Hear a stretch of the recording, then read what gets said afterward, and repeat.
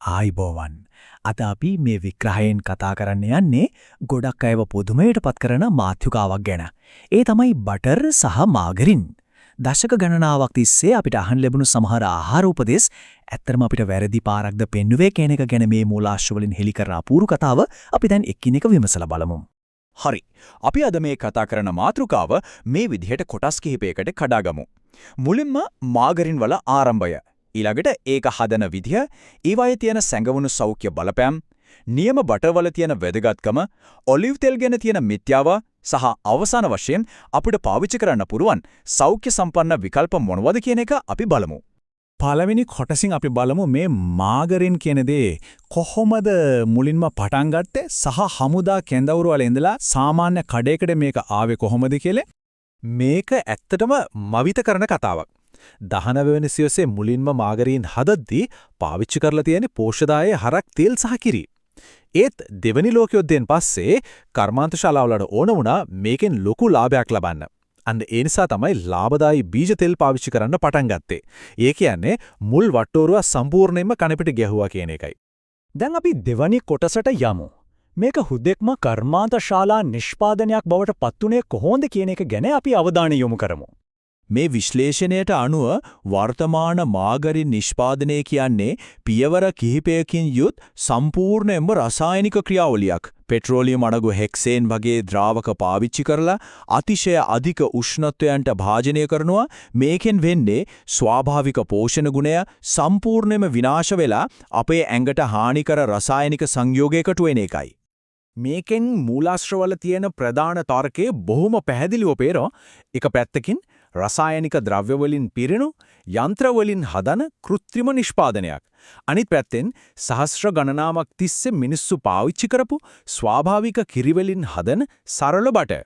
මේ දෙක අතර තියෙන වෙනස අහසට පොළොව වගේ නේද? ට්‍රාන්ස් මේ දෙක ගැන අපු කතාබහත් එක්ක නිෂ්පාදකයන් හයිඩ්‍රජනීකරණය නතර කළා. ඒත් ඉතින් ප්‍රශ්නේ එතන නිවරුනේ නැහැ. ඒ වෙනුවට එයාලා අන්තරේෂ්ඨීරීකරණය කියන අලුත් ක්‍රියාවලියක් ගෙනාවා.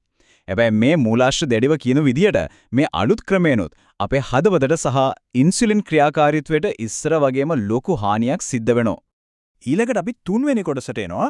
මේ කෘත්‍රිම ආහාරවල හානිය අපේ හදවතට විතරක් සීමා වෙන්නේ නැහැ කියන එක ගැන බලමු. අපි මේ අතිශයින් සැකසූ ඔක්සිකරණය වුණු බීජ තෙල් කැමට ගත්තම අපේ ශරීරය ඇතුලේ මුක්ත ඛණ්ඩකයමත් නැත්තම් ෆ්‍රී රැඩිකල්ස් කියන අස්ථායී අණු හැදෙනවා. මේවයින් අපේ සෛලවලට ලොකු හානියක් වෙනවා. ඇත්තටම පිළිකා, දියවැඩියාව, දැඩි ප්‍රදාහයන් සහ අපි අකාලයේ වයසට යන එකද මේවා සෘජුවම බලපානවා කියන තමයි සඳහන් වෙන්නේ. මේක තවත් සරලව කිව්වොත් මේ කෘත්‍රිම අමුද්‍රව්‍ය අපේ ඇඟට සැබෑ ආහාර විදිහට හඳුනා ගන්න බෑ. ඒ නිසා සෛල මට්ටමින් අපේ ශාරීරික පෝෂණ ඌනතාවයකට ලක් වෙනවා. මේකෙන් අසාමාන්‍ය විදිහට බඩගිනි වෙනවා වගේම බඩවැල් වල තියෙන හිතකර බැක්ටීරියා විනාශ වෙලා ලීකි ගට් වගේ බරපතල ප්‍රතිශක්තිකරණ ගැටලු පවා එන්න පුළුවන් කියලා විශ්ලේෂණය පෙන්වා දෙනවා. හතරවෙනි කොටස නියම බටර්. දැන් අපි බලමු මේ කතාව කොහොමද සම්පූර්ණයෙන්ම වෙනස් වෙන්නේ කියලා. සෞඛ්‍ය සම්පන්න මේදයක් කියන්නේ මොකක්ද කියන එක ගැන අපිට අලුතින් හිතන්න මේක උදව් වේවි. විශේෂයෙන්ම තනකොළ කාපු එළදෙනුන්ගේ කිරි වලින් හදන බටර් වල හිතා ගන්න බැරි තරම් පෝෂණයක් තියෙනවා. K2 සහ B12 වගේ මේදේ දියවන විටමින් මාංශපේශි වර්ධනයට උදව් වන CLA වගේම බියුටරේට් කියන සංඝටකයක් මේකේ තියෙනවා. මේ බියුටරේට් වලින් ධමනි ඇතුලේ ප්ලාක් බැඳෙන එක වළක්වලා හදවත ආරක්ෂා කරනවා කියලා මූලාශ්‍රවල ඉතා පැහැදිලිව සඳහන් වෙනවා. අපි ගොඩක් වෙලාවට අමතක කරන පුදුම හිතෙන කාරණයක් තමයි මේ අපේ මොලෙන් 70%ක්ම හැදලා තියෙන්නේ මේදීන්. ඉතින් අපේ ස්නායු පද්ධතිය ශක්තිමත්ව තියාගන්න නම් බටර් වල තියෙන ස්වාභාවික කොලෙස්ටරෝල් අත්‍යවශ්‍යයි කියන එක දැන් පැහැදිලි නේද?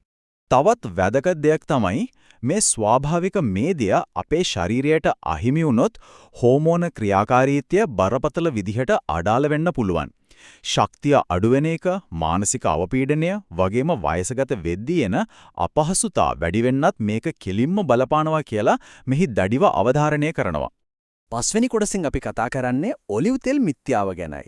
වෙළඳපොලේ තියෙන සටකපට අලෙවිකරන උපක්‍රම සහ ඒවා ඇත්ත තත්ත්වය මොකක්ද කියලා අපි දැන් බලමු. මෙන්න මේක තමයි සෞඛ්‍යය ගැන හිතන ගොඩක් අය අහුවෙන උගුල. සුපිරි වෙළඳසල් වල තියෙන ඔලිව් ඔයිල් ස්ප්‍රෙඩ්ස් වලින් බහුතරයක් කියන්නේ ඇත්තටම ඔලිව් තෙල් චුට්ටක් විතරක් දාපු වෙස්වලාගත මාගරින් විතරයි කියලා මේ මූලාශ්‍රය අපිට දැඩි අනතුරු ඇඟවීමක් කරනවා. හරිනම් 6 වෙනි කොටස මේ හැමදේම දැනගත්තට පස්සේ අපි මොනවද පාවිච්චි කරන්න ඕන අපිට තේන සෞඛ්‍ය සම්පන්න විකල්ප මොනවද කියලා අපි හඳුනා ගමු. මෙතනදී අපිට ඊටාම ප්‍රායෝගික විකල්ප කිහිපයක් ලබා දීලා තියෙනවා බැදුම් වගේ අධික උෂ්ණත්වයක් ඕන කරන කෑම හදන්න පිරිසිදු පොල් තෙල් හරි බටර් හරි පාවිච්චි කරන්න පුළුවන්. ඒ වගේම සලාද වගේ සීතල කෑම වලට එක්ස්ට්‍රා වර්ජින් ඔලිව් තෙල් තමයි වඩාත්ම සුදුසු වෙන්නේ කියලා මේ විග්‍රහය පැහැදිලිවම වෙන් කරලා දක්වනවා. උයනකොට බටර් සහ පොල් තෙල් වගේ ස්වාභාවික දේවල් ඉහළ උෂ්ණත්වයකදී වුණත් ඒවායේ ව්‍යුහය වෙනස් නොකර බොහොම ස්ථායීව තියාගන්නවා. හැබැයි මාගරින් සහ බීජ තෙල් රත් කළාම ඒවා ඉක්මනින්ම බිඳ වැටිලා හානිකර රසායනික සංයෝග බවට පත් වෙනවා කියන එක අපි අනිවාර්යයෙන්ම මතක තියාගන්න ඕනේ කාරණයක්.